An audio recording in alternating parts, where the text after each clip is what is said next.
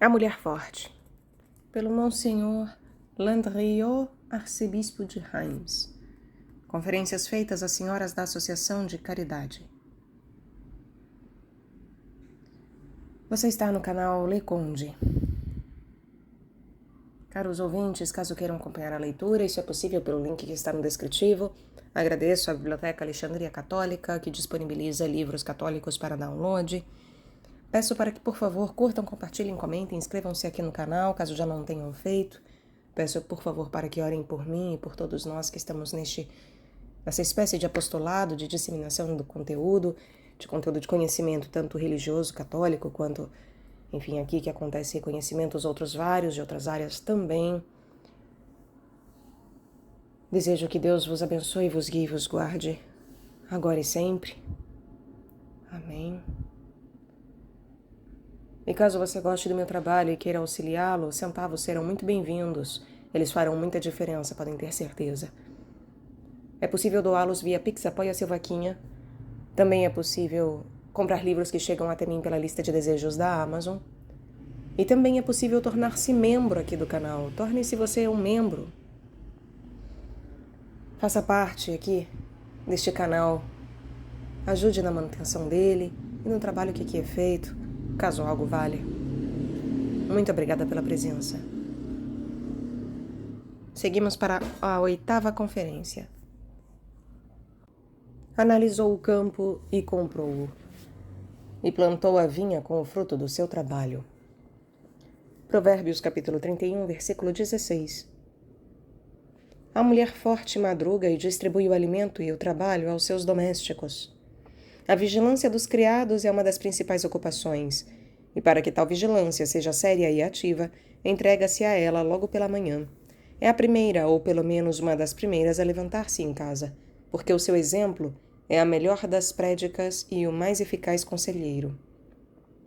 Semelhante ao sol, ela anuncia o recomeço do trabalho no interior da sua casa, ilumina tudo com sua presença, aquece os caracteres mais indiferentes, excita as naturezas mais apáticas, e nada pode subtrair-se à sua salutar influência.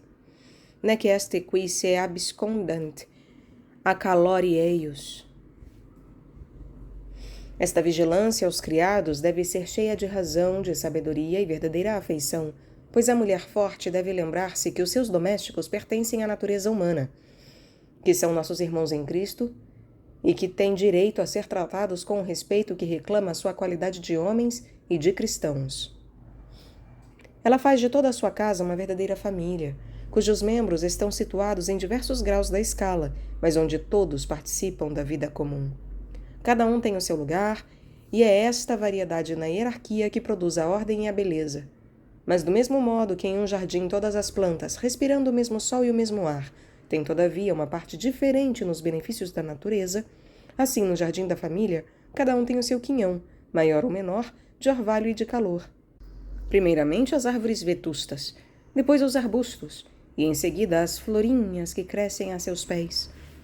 Dando depois um outro sentido às palavras do nosso texto, dissemos, seguindo um pensamento familiar dos Santos Padres, que a alma, com a inteligência, o coração, a imaginação, os sentidos e os nervos, representavam o completo interior de uma casa, onde cada faculdade exercia o papel de pai, de mãe, de filhos, domésticos e porteiros. E que não era pequena a dificuldade de saber conservar em paz todos estes numerosos membros da mesma família, que se chama o eu humano. Expliquemos hoje este versículo. Analisou um campo e comprou-o, e plantou a vinha com o fruto do seu trabalho. A Bíblia mostrou primeiramente a mulher forte exercendo a sua atividade no interior do lar. Ela faz a alegria e a consolação de seu marido. Para ele, o coração dela é uma fonte de perenes bens e um tesouro de paz e confiança. Prepara a lã e o linho. Fiscaliza os serviços que se executam em casa. Madruga, porque ainda a natureza dorme e ela já distribuiu o trabalho e alimentou aos seus domésticos. O Espírito Santo vai, contudo, descrever a atividade da mulher forte nas suas relações com o exterior. Analisou um campo e comprou-o, e plantou a vinha com o fruto do seu trabalho. O trigo e o vinho são os dois grandes recursos da vida humana. Entre os produtos da terra, nenhum há cujo uso seja tão universal e tão indispensável, e a Sagrada Escritura os emprega de preferência para designar todas as riquezas agrícolas. Aqui a mulher deve subordinar as suas vontades às de seu marido. Pode atuar por insinuações, conselhos e súplicas, mas as últimas decisões devem partir do chefe da casa. Assim, suporemos sempre, no que temos a dizer, que ela vai de harmonia com seu marido, e que tudo se decidiu em comum acordo. Bom, ela analisou um campo. Com efeito, deve ter os olhos abertos sobre tudo quanto respeita à propriedade de sua casa. Analisou, considerava-te. Realmente nada deve fazer de leve, mas analisar tudo com seriedade, pois há propriedades cuja aquisição é onerosa e outras que são um atrativo e uma riqueza. Nada deve comprar, não tendo com que pagar, pois não é um dos grandes cancros da nossa época o gastar mais do que o se há em rendimentos? Mal aparece um canto de terra à venda e lança-lhe logo um olhar cobiçoso. A bolsa está vazia, mas não importa. Compra-se e o futuro pagará. Esta ambição, que se encontra em pequenas e grandes doses, segundo as posições, é na atualidade uma das principais causas de sofrimento. Nos negócios, no comércio, na agricultura, fazem-se muitas vezes despesas e especulações completamente incalculáveis, e por isso mesmo a riqueza de muitos é artificial, e uma como que brilhante frontaria a esconder ruínas. E para uma grande parte de proprietários e negociantes, a vida é passada no meio de torturas análogas às de um desgraçado, que fosse condenado a encerrar todos os membros num vestido estreitíssimo. Este vestido é a imagem dessas fortunas relativamente medíocres, onde todavia se agitam em todo sentido desejos imoderados. Tudo é falso em situações destas. Tudo assenta no vácuo e na mentira. Tudo prepara uma ruína desastrosa. Que a mulher forte ponha, pois, os seus olhos neste perigo, que desconfie de tudo quanto brilha muito e muito promente, que ela compre campos e plante vinhas, mas depois de bem ter analisado todas as coisas, depois de ter considerado o estado das propriedades e, sobretudo, o estado da sua bolsa. Consideravit agrum et emit eum. Quanto não é melhor para a felicidade e para a paz das famílias o ter uma fortuna medíocre com o contentamento do coração e a segurança do futuro. A felicidade não está nas coisas exteriores. É antes a maneira por que sabemos gozá-las que nos torna mais ou menos felizes. É a maneira por que sabemos gozá-las o que nos torna mais ou menos felizes. Tal indivíduo tem mais ventura com o seu pão de cada dia do que o rico, cuja vida é uma ansiedade contínua e uma febre que não o deixa, nem mesmo durante o seu sono agitado. O texto da Escritura que acabamos de comentar mostra-nos que os pais e as mães de família podem e devem ocupar-se de um sábio melhoramento da sua fortuna, sim, e cuidarem do futuro de seus filhos. Isto é uma séria obrigação que lhes impõe a religião e o bom senso e o amor paternal. Devem, por meios honestos e lícitos, por uma sábia providência, trabalhar todos os dias em fazer economias, em aumentar o seu patrimônio, em preparar uma posição conveniente para a sua família. Obrar de outro modo seria esquecer leis sacratíssimas e imitar o procedimento dos pais desnaturados, que só têm como regra o egoísmo e a prodigalidade. Tudo lhes vai bem, contanto que gozem em plena liberdade e que nada lhes cause uma pequenina preocupação. A religião não se contenta com sancionar os preceitos de ordem natural, dá sobretudo regras para se observarem com sabedoria e conveniência. Ela ordena ao pai e à mãe a vigilância sobre o melhoramento da sua fortuna, com a condição, todavia, de que os pobres não serão esquecidos. E o que se arranca a uma sórdida economia para se derramar no seio dos pobres produz muitas vezes infelicidade e em bênçãos, mesmo temporais, o que nunca produzirão cálculos habilíssimos. A religião permite o aumento do capital e das rendas, mas sob a condição de que jamais se faltará às leis da honra e da probidade, de que não se imaginarão fraudes perfeitamente coloridas, sutilezas humanas que merecem um nome que não ouso pronunciar aqui, precauções engenhosamente pérfidas que se tornam para o pobre próximo como laços ocultos entre o mato, para o inocente animal do prado. Não, a religião reprovará sempre as fortunas adquiridas deste mundo. São marcadas com o selo da injustiça e da iniquidade. Tem nos flancos o cunho indelével de uma espécie de pecado original e, demasiadas vezes, a desgraça de certas famílias e suas rivalidades, disputas, que não têm outra causa na ordem providencial. Houve uma semente má no princípio que produziu um joio oculto que envenenará sempre o campo da família. Eu gosto muito dos provérbios, porque são ordinariamente os resultados de uma longa e profunda experiência e uma como moeda de sabedoria das nações. E neste momento lembra-me um que tem aplicação ao meu assunto. O bem mal adquirido nunca se aproveita. Nunca aproveita, apesar de tudo, indicar exteriormente o contrário. Nunca aproveita porque muitas vezes os esquecimentos da vida, que são os mensageiros de Deus, aniquilam fortunas mal ganhas, do mesmo modo que o transeunte pode aniquilar um edifício de vidro. Nunca aproveita porque, supondo mesmo uma propriedade contínua e sempre crescente, a justiça de Deus encontra o meio de tornar desgraçados estes proprietários, entre todas as causas de gozos exteriores. E porque, por um poder de metamorfose desconhecida, tudo quanto devia ser-lhes motivo de alegria, lhes derrama, ao contrário, o gosto de absinto. Há doenças em que o melhor vinho parece mais amargo que o vinagre.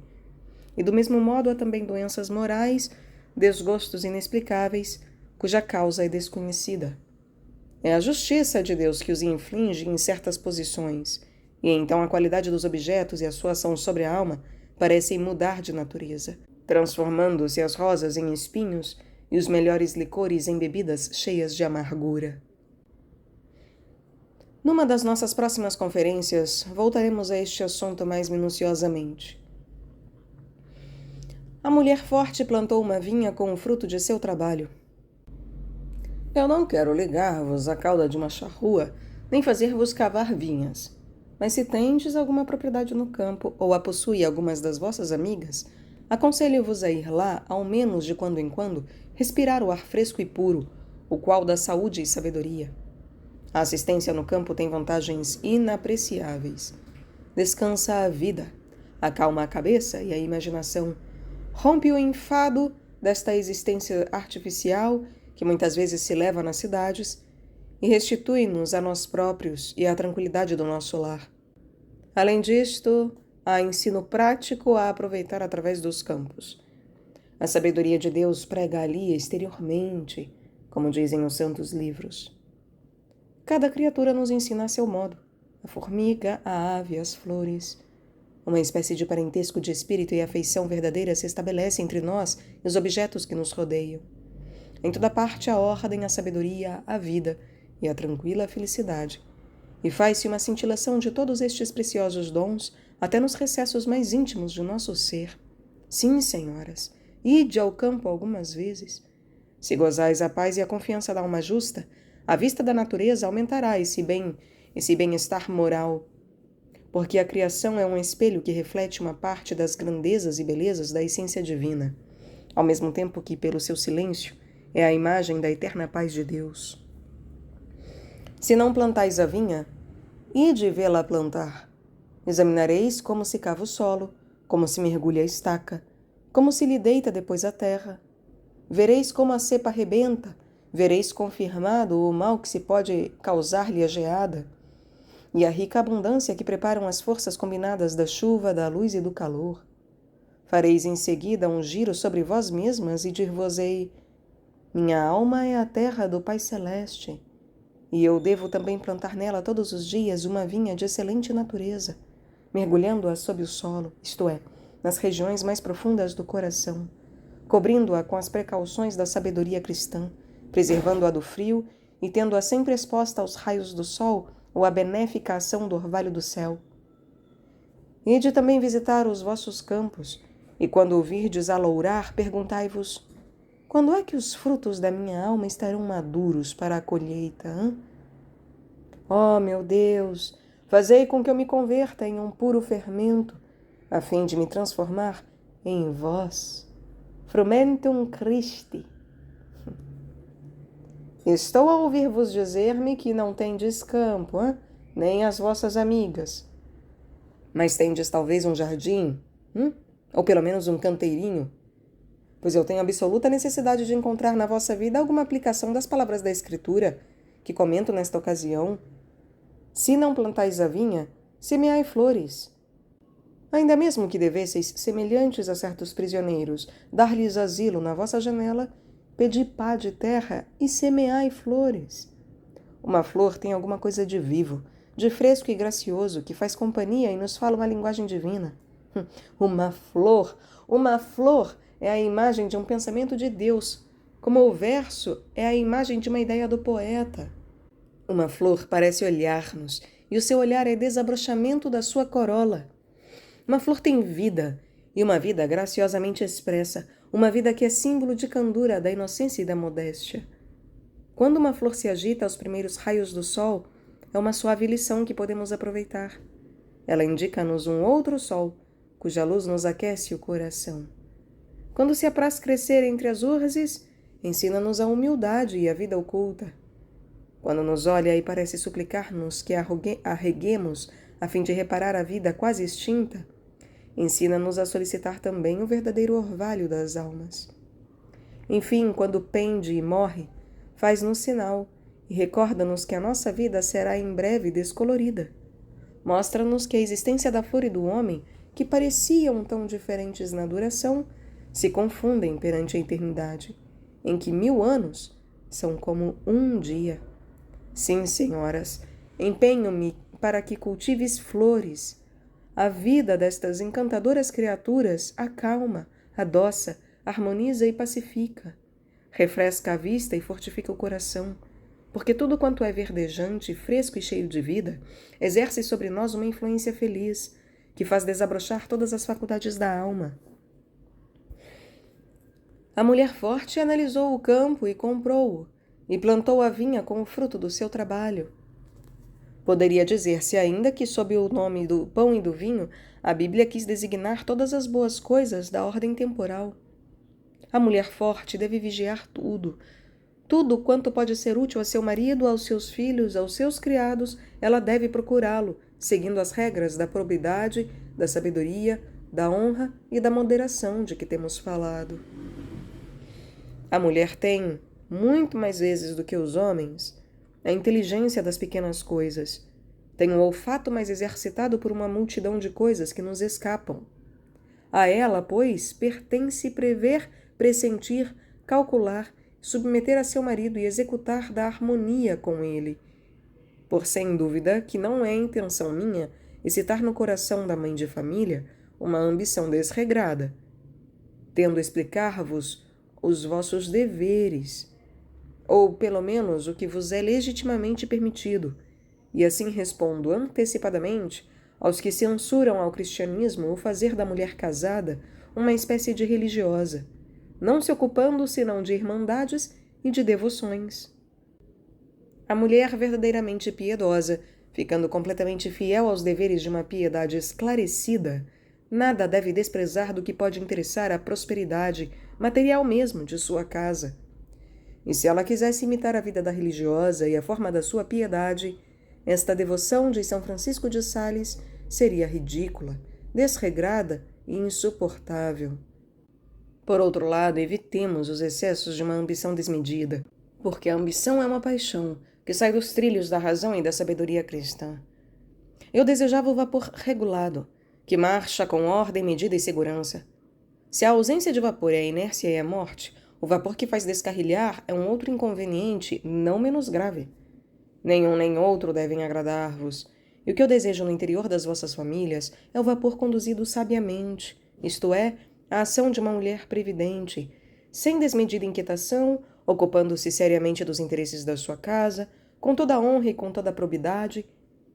É uma inteligência ativa sem sair da serenidade, economia sem parcimônia, regulada sem afetação e fazendo com conveniência as honras domésticas, sem esquecer os interesses de seus filhos e os deveres de mãe de família. Elevemo-nos ainda mais alto. A Bíblia tem ordinariamente na sua letra um sentido oculto, indicando-nos um mundo superior.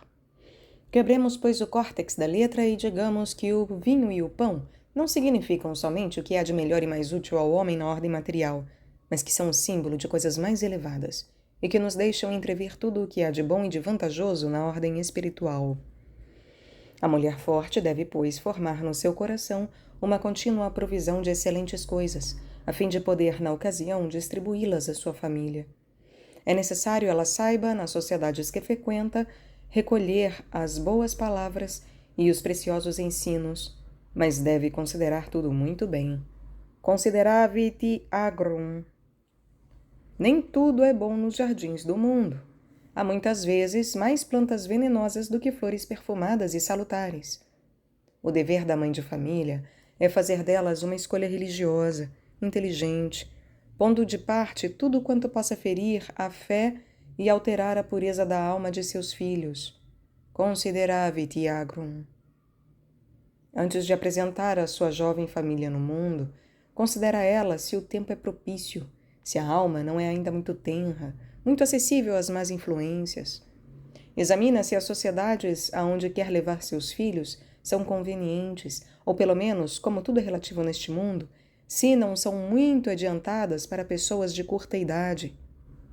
Há vinho que se pode beber aos 40 anos sem nenhum perigo, mas que faria partir a cabeça aos 18. Explico-me assim porque muitas vezes não se presta atenção a esta diferença de idade, de caráter, de impressionabilidade, que muda continuamente o que é relativamente bom ou ao menos indiferente, podendo torná-lo relativamente mau. Neste caso, procurar para os filhos algum uso do mundo e de um mundo muito precoce é roubar-lhes o que há de mais precioso para eles, que é a inocência e o amor da simplicidade.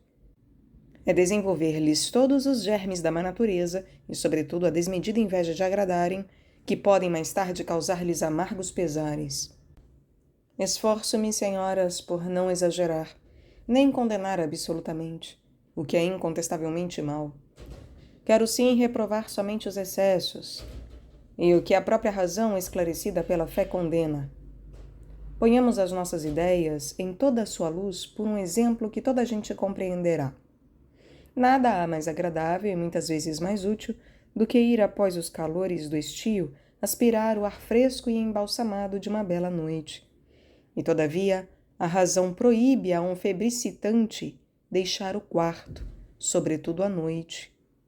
Que direis, pois, de um homem cujo temperamento fosse enfraquecido pela febre, o qual quisesse sair convosco, sob o pretexto de que o passeio não lhe seria mais nocivo do que a vós próprios, hã? A vós não vedes que sois mais imprudentes que este enfermo? Sob o pretexto de querer desformar a alma e o exterior dos vossos filhos, por coisas que saberão sempre muito cedo, expondes seriamente a graves perigos um temperamento moral que não é suficientemente formado. Produzis-lhe a febre de todas as espécies de coisas mais ou menos más, e que podem mais tarde, no ato de desenvolvimento, envenenar-lhe o futuro.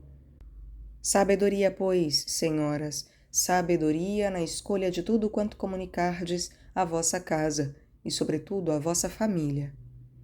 Consideravit agrum. Saibais examinar, pesar e medir tudo, hã?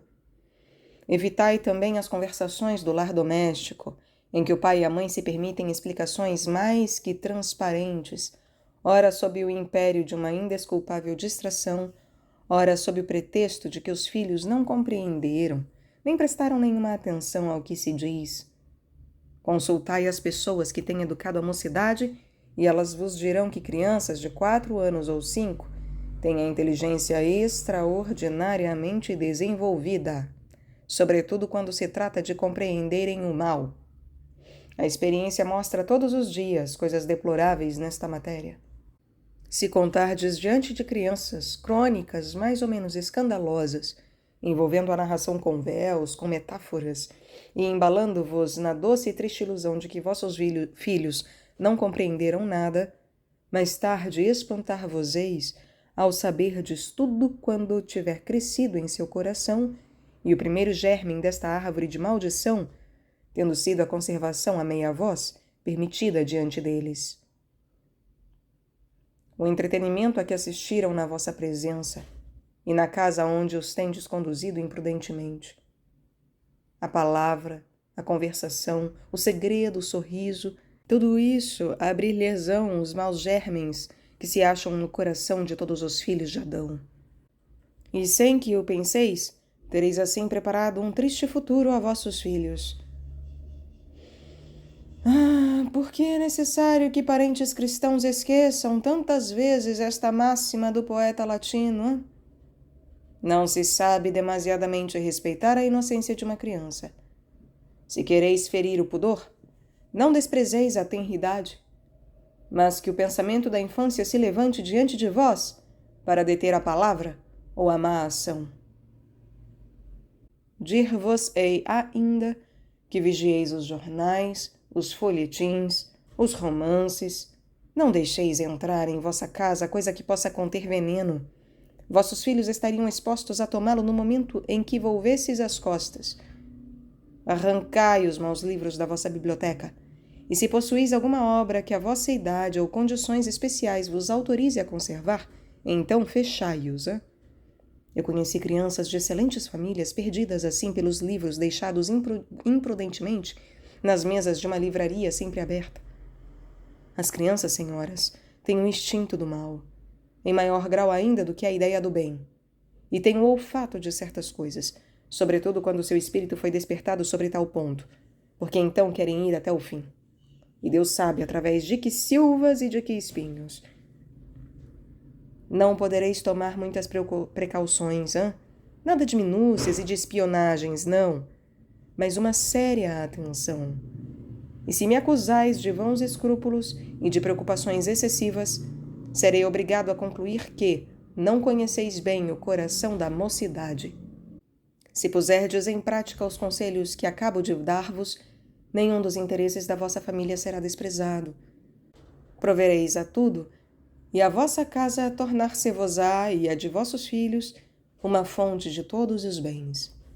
Ora, bem o sabeis quando se faz a fonte um largo canal, ela engrandece e jorra com profusão. A água brota de baixo com uma abundância sempre nova, e sobe, estende-se e converte-se em um grande rio. E do mesmo modo se tornará a vossa casa. E eu desejo vivamente que de cada uma de vossas famílias e de todos os seus interesses materiais e espirituais se possa dizer com os nossos livros santos: a pequena fonte transformou-se em grande rio e derramou por toda parte as suas largas e fecundas águas.